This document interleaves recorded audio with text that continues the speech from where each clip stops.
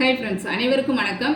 இந்த வீடியோவில் என்ன பார்க்க போகிறோம் அப்படின்னா, இந்திய பொருளாதாரம் முக்கியமான தலைப்புகள், நீங்கள் படிக்க வேண்டிய முக்கியமான தலைப்புகள். அது வந்து ஸ்கூல் புக்கில் எங்கெல்லாம் இருக்குது, அடுத்தது ரெஃபரன்ஸ் புக்கு எந்த புக்கை படிக்கணும், அதை எப்படி எளிமையாக கொஸ்டின் பாயிண்ட் ஆஃப் வியூவில் வந்து படிக்கிறது எல்லாமே வந்து டீட்டெயிலாக இதில் வந்து எக்ஸ்பிளைன் பண்ணியிருக்கேன்.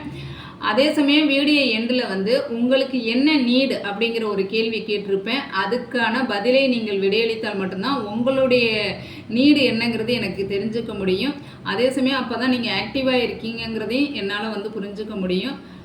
ஆக்டிவாக இருக்கீங்களா இல்லையாங்கிறதே எனக்கு வந்து ஐடென்டிஃபை பண்ண முடியலை. அதனால் வந்து வீடியோ எண்டில் கேட்குற கேள்விக்கு கொஞ்சம் பதிலளிக்குமாறு கேட்டுக்கொள்கிறேன். ஓகே, இந்திய பொருளாதாரத்தில் முக்கிய தலைப்புகள் முதல்ல பாருங்கள். திட்டக்குழு ஃபஸ்ட்டு வந்து அது ஸ்கூல் புக்கில் எங்கெல்லாம் கவர் ஆகுது ஒவ்வொரு டாப்பிக்கும் அப்படின்னு சொல்லிடுறேன். அடுத்தது எப்படி படிக்கணுங்கிறத சொல்கிறேன். இப்போ திட்டக்குழு வந்து 12th பாலிட்டி, அதில் வந்து திட்டமிடலும் அரசியல் வளர்ச்சியும் அந்த லெசன்லையும், 12th எக்கனாமிக்ஸ் பொருளாதார மேம்பாடு மற்றும் திட்டமிடல் இந்த 2 லெசன்லையும் வந்து கவர் ஆகுது. அடுத்த தலைப்பு 5 ஆண்டு திட்டங்கள். இது வந்து 11th எக்கனாமிக்ஸில் இந்திய பொருளாதார சுதந்திரத்திற்கு முன்னரும் பின்னரும்.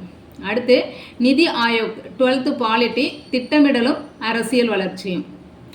அடுத்தது வந்து இந்திய ரிசர்வ் வங்கி மற்றும் நபார்டு வங்கி. இது வந்து 11th காமர்ஸ் இந்திய ரிசர்வ் வங்கினே ஒரு லெசன் இருக்குது. அடுத்தது வந்து 12th எக்கனாமிக்ஸ் வங்கியியல். அடுத்தது வந்து பணவியல் கொள்கை. இது வந்து 12th எக்கனாமிக்ஸ் வங்கியியல் மற்றும் 12th எக்கனாமிக்ஸ் பணவியல் பொருளியல் அதில் இருக்குது. அடுத்தது நிலச்சீர்திருத்தங்கள் வேளாண்மை பசுமை புரட்சி. இது பார்த்தீங்க அப்படின்னா 12th பாலிட்டி திட்டமிடலும் அரசியல் வளர்ச்சியும், 11th எக்கனாமிக்ஸ் பொருளாதார மேம்பாடு அனுபவங்கள், 11th எக்கனாமிக்ஸ் இந்திய பொருளாதாரம் சுதந்திரத்திற்கு முன்னரும் பின்னரும், 9th வந்து தமிழ்நாடு வேளாண்மை. இப்போ பார்த்தீங்கன்னா இந்த 12th பாலிட்டி திட்டமிடலும் அரசியல் வளர்ச்சிங்கிற லெசன் நீங்கள் இது பார்க்கும்போதே தெரிஞ்சுக்கலாம் இந்த லெசன் வந்து எவ்வளோ இம்பார்ட்டன்ட் லெசனுங்கிறத. அடுத்தது வந்து உணவு பாதுகாப்பு. இது வந்து 10th ஸ்டாண்டர்ட் உணவு பாதுகாப்பு மற்றும் ஊட்டச்சத்து. அடுத்து பாருங்கள் தொழில் வளர்ச்சி. இது வந்து 10th ஸ்டாண்டர்ட் தமிழ்நாடு தொழில்துறை அமைப்புகள் அதில் கவர் ஆகுது. அடுத்து வந்து தொழிற்கொள்கை 12th பாலிட்டி திட்டமிடலும் அரசியல் வளர்ச்சியும், ரொம்ப முக்கியமான லெசன் இந்த லெசன். அடுத்தது வந்து குறு சிறு நடுத்தர தொழில் நிறுவனங்கள் 11th ஸ்டாண்டர்ட் காமர்ஸில் இதிலே இப்படியே இருக்குது, சிறு குறு நடுத்தர தொழில் நிறுவனங்கள்னே ஒரு லெசன் இருக்குது. அடுத்தது வந்து நிதி கொள்கை 12th ஸ்டாண்டர்ட் எக்கனாமிக்ஸ் நிதி பொருளியல். வருவாய் ஆதாரங்கள் 12th எக்கனாமிக்ஸ் வந்து தேசிய வருவாயில் இது கவர் ஆகுது. அடுத்து வந்து சரக்கு மற்றும் சேவை வரி வந்து 11th ஸ்டாண்டர்ட் காமர்ஸ் புக்கில் நேர்முக வரிகள், அடுத்தது மறைமுக வரிகள்னு கவர் ஆகுது. இவ்வளோ டாபிக்ஸும் வந்து நீங்கள் இந்திய பொருளாதாரம் இந்த டாபிக்ஸை வந்து மிஸ் பண்ணாமல் பார்க்கணும். அடுத்து வந்து இப்போ இந்திய பொருளாதாரத்துக்கு ரெஃபரன்ஸ் புக்கு வந்து பிரகதீஷ் பப்ளிகேஷன் இந்திய பொருளாதாரம் இந்த புக்கை வந்து ரெஃபரன்ஸ் புக்கை எடுத்துக்கலாம். அடுத்தது வந்து சமூக பொருளாதார பிரச்சனைகள், இதுக்கு வந்து பா சிவா சார் புக்கு இதை வந்து எடுத்துக்கலாம். அது போக வந்து இன்டர்நெட்லேருந்து சர்ச் பண்ணணும். இது எப்படி படிக்கிறது, இப்போ இது எங்கெல்லாம் கவர் ஆகுது, எதெல்லாம் ரெஃபரன்ஸ் புக்கு அப்படிங்கிறத சொல்லிட்டேன். இது எப்படி படிக்கணும் அப்படிங்கிறத இப்போ அடுத்து வந்து நம்ம பார்க்கலாம். இப்போ எப்படி படிக்கணும் அப்படிங்கிறத சொல்கிறேன். நீங்கள் இப்போ வந்து லெசன் இவ்வளோ லெசன்ஸ் இருக்குது, ரெஃபரன்ஸ் புக் வேறு சொல்கிறீங்க, எப்படி மேடம் இவ்வளோத்தையும் படிக்கிறது அப்படின்னு நீங்கள் கேட்கலாம். இப்போ எக்ஸாம்பிளுக்கு இப்போ நிதி ஆயோக் அப்படின்னு ஒரு கான்செப்ட் இருக்குது அப்படின்னா, இந்த கான்செப்ட் வந்து previous year questions last 5 years கொஸ்டின்ஸை வந்து எடுத்து பார்க்கணும். நிதி ஆயோக் சம்மந்தமாக எப்படியெல்லாம் கேள்விகள் இடம்பெற்று இருக்கிறது அப்படிங்கிறத பார்க்கணும்.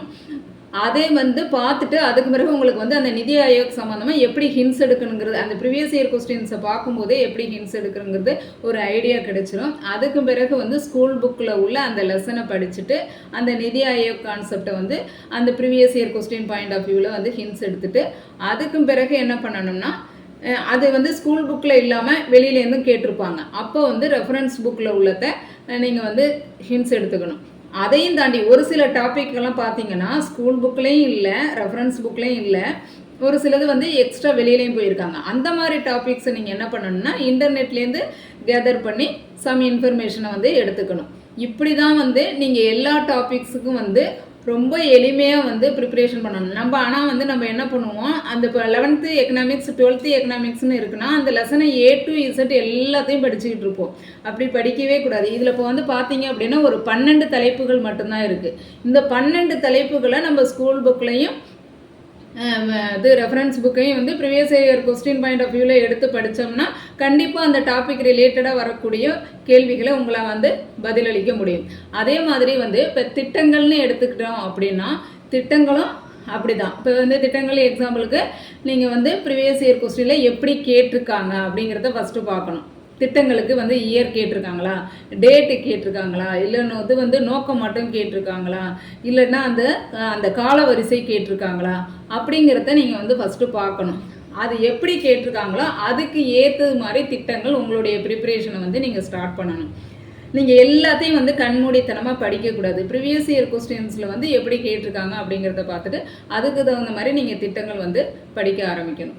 இது மாதிரி தான் வந்து நீங்கள் எக்கனாமிக்ஸ் வந்து படிக்கணும். இது வந்து நான் இப்போ வந்து எப்படி இது மெட்டீரியல் ரெடி பண்ணியிருக்கேன் அப்படின்னா இந்த school book plus reference book, அது போக வெளியில் போயிருக்காங்களே ஒரு சில டாபிக்ஸு. இப்போ வந்து விஸ்வேஸ்வர ஐயா நேற்றுக்கு கூட ஒரு வீடியோ போட்டேன். அந்த டாபிக் வந்து ஸ்கூல் புக்லேயும் இல்லை, ரெஃபரன்ஸ் புக்லேயும் இல்லை, ஒரு சிலது வந்து வெளியில் போயிருக்காங்க. அப்போ அந்த மாதிரி டைமிங்கில் அது இன்டர்நெட்லேருந்தும் நான் டவுன்லோட் பண்ணி எடுத்திருக்கேன். இது மாதிரி வந்து நான் எக்கனாமிக்ஸுக்கு வந்து மெட்டீரியல் ரெடி பண்ணியிருக்கேன்.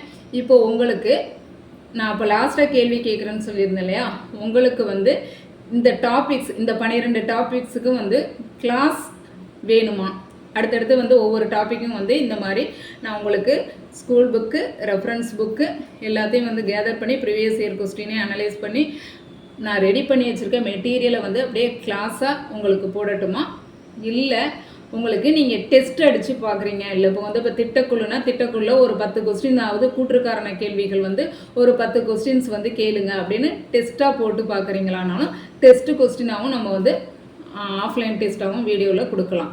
உங்களுக்கு எது தேவை, கிளாஸ் வேணுமா டெஸ்ட் வேணுமா, எது தேவைங்கிறத கமெண்ட் பண்ணுங்கள். உங்களுடைய நீடு என்னங்கிறத நான் எனக்கு தெரிஞ்சுக்கிட்டா தான் நான் நெக்ஸ்ட்டு வந்து உங்களுக்கு வீடியோ கொடுக்க முடியும். ஓகேவா? ஓகே ஃப்ரெண்ட்ஸ், நன்றி. நெக்ஸ்ட் வீடியோவில் பார்க்கலாம்.